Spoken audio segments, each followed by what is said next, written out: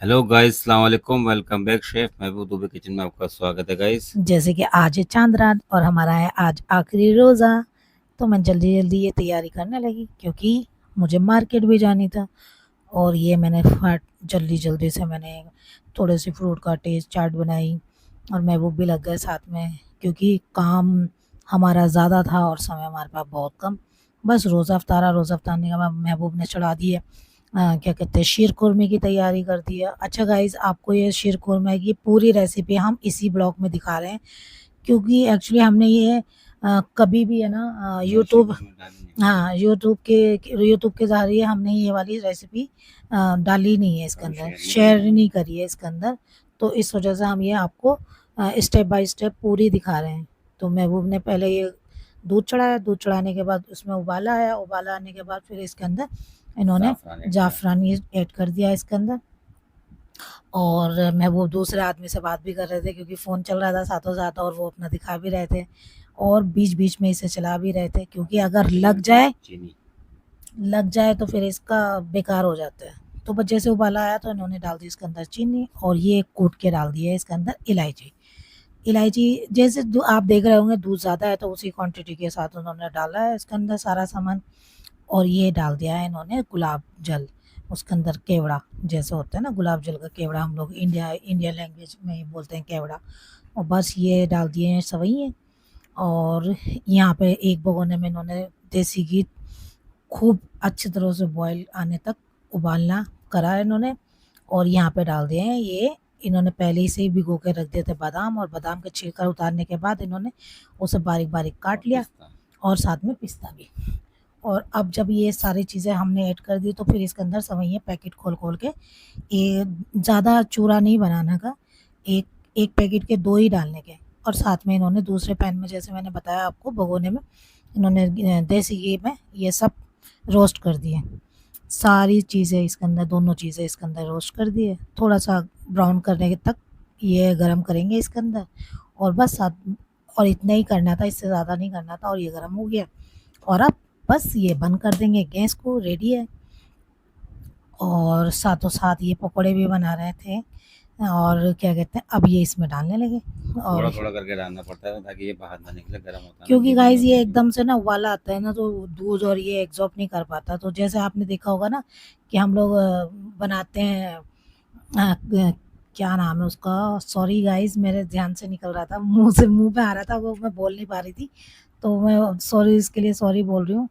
तो जैसे हम बनाते हैं हलवा, और हलवे में जब हम शक्कर डालते हैं ना तो वो बाहर निकलता है तो हम थोड़ा-थोड़ा करके डालते हैं उसका पानी।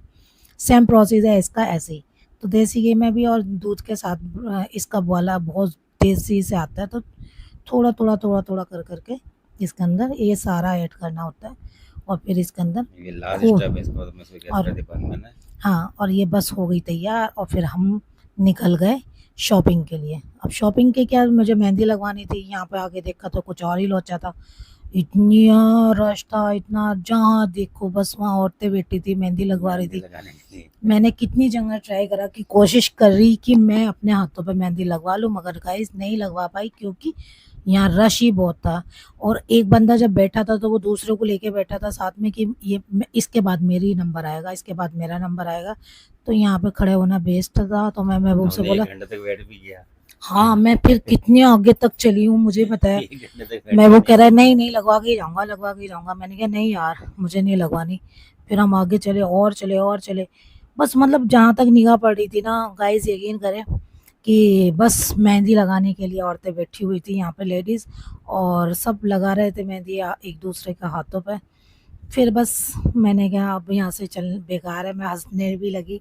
मैं उन्होंने कहा थोड़ी देर है और इंतज़ार कर लेते हैं। नहीं, मैंने कहा नहीं नहीं यहाँ बेस्ट है बैठना। तो फिर हमने चले गए आगे, आगे चलने के बाद मैं वो बोले चलो अपने लिए टॉप खरीद लो। तो हम इस अंकल के पास गए, इन अंकल ने ना बहुत अच्छे अच्छे टॉप दिखाए। तो मैं यहाँ पे देखने लगी कि अपने लिए टॉप। तो फिर मैंने कहा पहले ट्राई करके देखती हूँ। तो फिर पहले तो समझ ही नहीं आया कि कौन सा लूँ कौन सा नहीं। फिर मैंने सोचा ट्राई करके देखती हूँ। ये रेड वाली आपने देखा ना शर्ट, ये मुझे अच्छी लगी थी मगर इसका कपड़ा ना इतना अच्छा नहीं था। ये मुझे अच्छा लगा तो फिर मैंने ये भी उठा लिया। बहुत प्यारे-प्यारे यहाँ पे कलेक्शन था, तो मैंने कहा ये भी उठा लिया।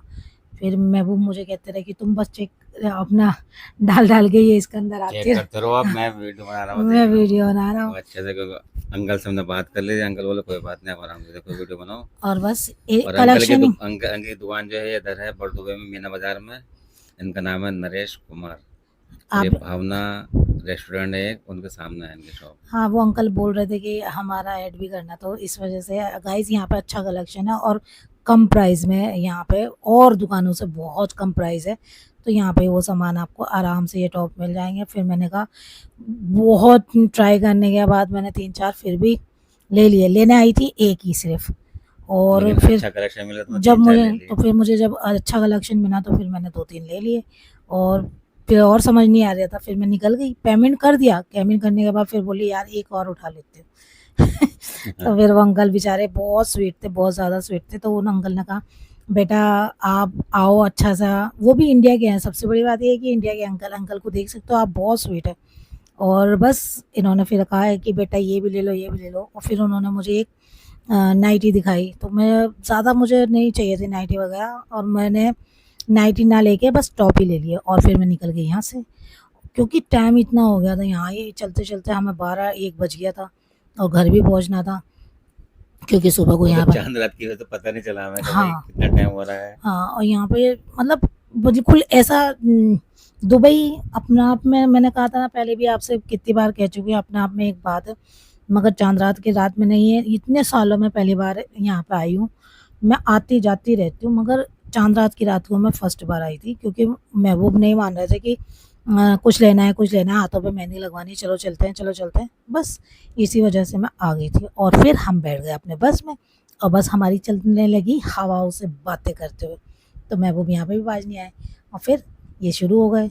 और ये देखिए आप, सड़कों के हमारे नज़ारे, और हम बातें करते करते, गप्पे मारते मारते हमारा सफ़र कब ख़त्म हुआ हमें पता भी नहीं चला, और आ गए हैं अब घर पर। तो मैं गाइस आपको जल्दी जल्दी से दिखाती चलो महबूब ने मुझे क्या दिलाया। तो मैंने ये ले लिए शू। शू बहुत प्यारे थे। आप कह रहे हो मेरे लिए है? हाँ, शू बहुत प्यारे थे। और मैंने ये तैयारी ईमानदारी की बात तो ये है कि लोग कहते हैं कि मैंने ईद की शॉपिंग करी है, तो सच बात ये है कि मैंने ईद की शॉपिंग बिल्कुल नहीं करी।